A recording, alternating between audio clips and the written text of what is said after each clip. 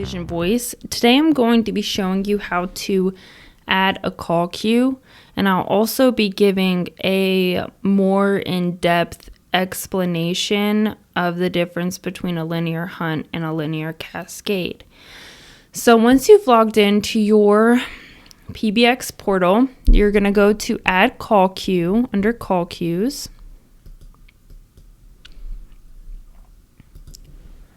We're going to call this one Linear Hunt. I like to keep my call queues kind of in the 800 extension range. You can set it to whatever you'd like, but this just keeps it separated completely from my other extensions because I only use the 800s for call queues. Department and site are not necessary, but you can add them if it seems beneficial for you. Now I'm going to select linear hunt, and you'll see a lot more options come up to start, customizing your call queue. Really, the difference between linear hunt and linear cascade is that whenever the priorities are set for your agents in the linear hunt, it's going to ring Rick, and then it's going to ring Giles, and then it's going to ring Brian, and so on and so forth. Once it's done ringing Rick, it will stop ringing him, and it will continue on to Giles and ring for the allotted time. And then if Giles doesn't answer, it will stop ringing him and ring Brian, so on and so forth. Whereas a linear cascade, when, say, Rick is priority 1, it rings Rick, and then it's time for the allotted time to be over for Giles to join. It continues to ring Rick, and it continues to ring Giles, and so on and so forth as the other agents are added if the call doesn't get answered. So really the difference is a linear hunt will ring for an allotted time and then stop and move on to the next agent, versus a linear cascade will ring and ring and ring and ring, just like that. So that is kind of the difference between linear hunt and linear cascade. We're going to select linear hunt. We're going to select a phone number. Keep in mind, if this call queue is coming over your main inbound, or it's the main source for people to reach your employees, you're going to want to select the main inbound number. We're going to look at record calls. I'm going to keep this to no. You can switch it to yes if that's beneficial for you. I like to keep statistics to yes. Really, that's just going to be kind of a more in-depth version of the call history tab. It's going to let you know, at what percentage rate do the calls get answered, what percentage rate do calls go unanswered, so on and so forth.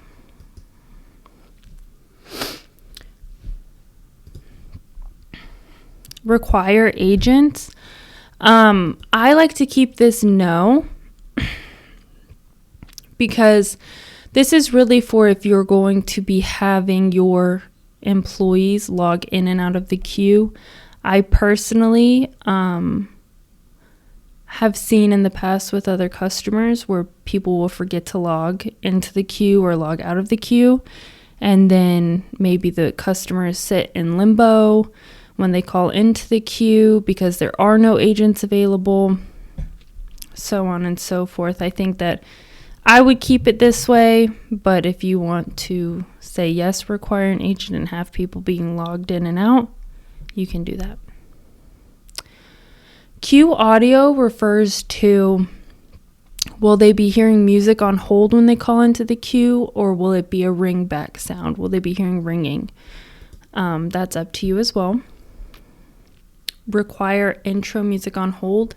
That is going to be, does the queue require a greeting for the customers or the people calling in before they start hearing music on hold. So like, you are now being added to the queue, something like that. That's how you set that there.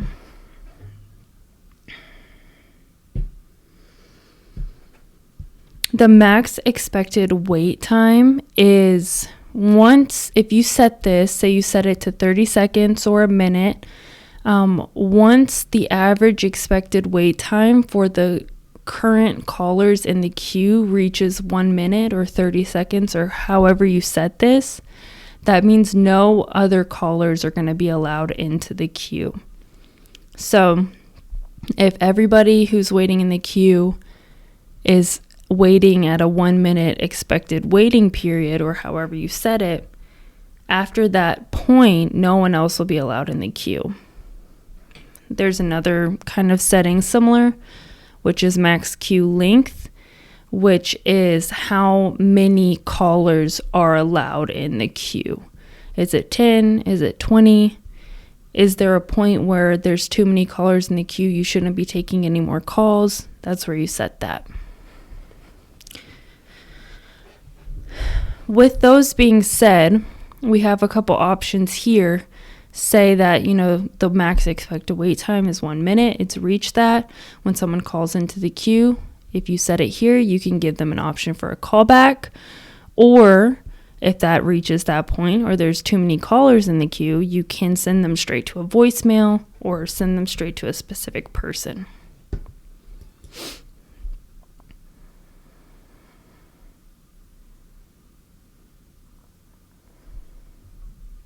The queue ring timeout is going to be the amount of time that it's going to ring agents before it needs to make a decision on if it's going to give them a voicemail to go to or just have its designated exit strategy.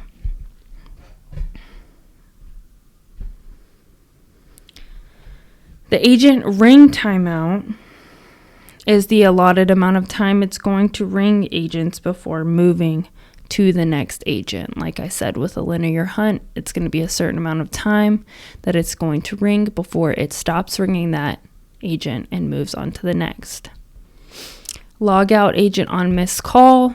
I think this should be kept to no, but it's up to you. If an agent misses a call, they're not allowed in the queue anymore that day, I guess. And these down here are kind of part of the exit strategy. If, all of this fails, where is it going to go? Is it going to go to an extension, a voicemail, so on and so forth?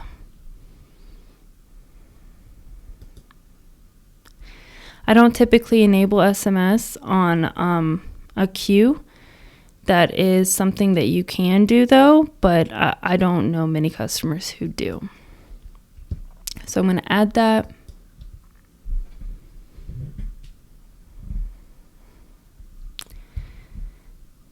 You can edit music on hold here. This is the edit queue settings we were just working with. And this right here is how you add agents. So we're going to add myself to the queue. Wrap up time. This is going to give, once that individual or me in this example, once I've gotten off of a phone call, do I immediately get offered another phone call? Or do I have a certain amount of time after each phone call that my phone will not ring to finish up paperwork or something like that? Max simultaneous calls. That's how many calls you can get at one time. Typically, people are going to keep this to one, specifically with a call queue, and specifically with like a linear hunt or a linear cascade, because there are other agents available to take that call, usually. This is the SMS as well. If that's something you're interested in, we can do another video on SMS queues, but I'm not sure that will be something you guys are interested in. Order in the linear hunt is one on here. As you can see, there's a lot of options. That is, like I was saying before, When a call comes in, this is priority 1. They are going to be the first person who gets rang. Queue priority for agent. This is specific to if a specific agent is in more than one call queue, which call queue is the most important or is most needed for this agent. So if calls are coming from 2 different call queues, which calls are going to be rang to this agent first? Request confirmation. This is when a call from a call queue comes in. It will read them off once they answer the call, it will read them off a greeting or, a little message that will say, press 1 to confirm taking this call. Auto answer is kind of like it sounds. I don't think that is something that you guys will want to use though. But yeah, this is how you add an agent. I'm going to go ahead and save it.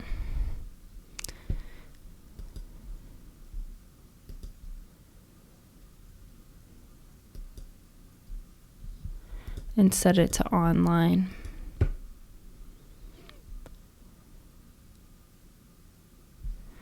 And you should be able to see available agents. So that is how you add a call queue and add an agent. You can set the different priorities for the different agents depending on how many you have and how many you want to add. It's super customizable. If you guys have any questions, please don't hesitate to reach out. And as always, you can find more how-tos at support.visionvoice.us. I hope you guys have a great day.